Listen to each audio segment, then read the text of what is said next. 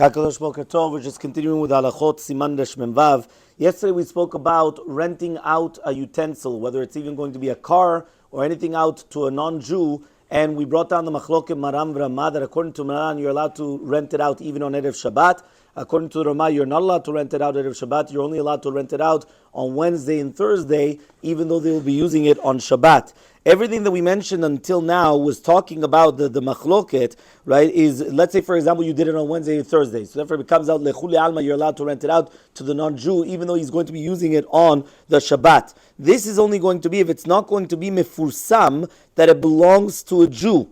However, though, what happens if it's mefursam that it belongs to a Jew? So, for example, I've got my car, and on my car I have a big picture, and on the picture it says, I don't know what, Hashem Echad, or I don't know, something that everyone knows that it belongs to me. What? Oh, whatever they want. Yeah? So he comes and he says, if right now it becomes mefursam, which means that it is known that it belongs to me, so therefore what happens is that all of a sudden, now it's going to be prohibited for the non-Jew to be driving around it on Shabbat. And the reason why is the entire heter is that it wasn't mefursam that it's mine. So for example, it could be a car. So I know that there was a case that a person went and he used to rent out his car, that somebody used to come and do Uber with his car on Shabbat.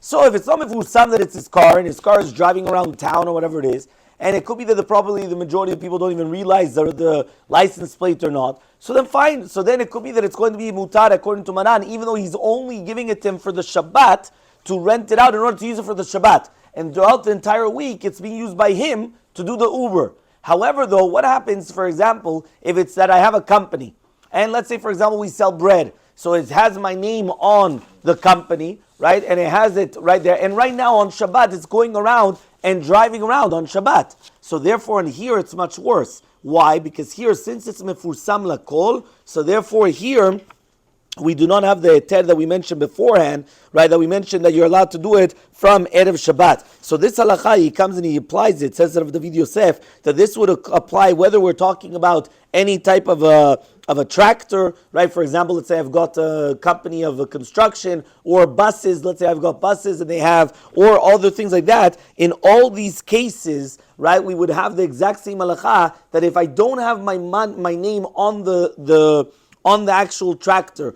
or on the bus, or for example, even if I do have the name, but nobody knows who the company belongs to, it's a number company. Nobody knows that it belongs to me, it belongs to a Jew. They don't know. So therefore, in such a case, it would actually be permitted or prohibited according to whether it's going to be mefursam lakol or not, whether everyone's going to find out about it or not. So that's just very, very important to learn when we're doing Ilchot Shabbat, that it all depends on the circumstances. If right now it's not known, I could come and even on Erev Shabbat, I'm going to come, give the car to the goy, he's going to be using Uber, no problem. And if it's not, which means that I've got something very, very big, that everyone knows that this is my car, so therefore it's going to be prohibited.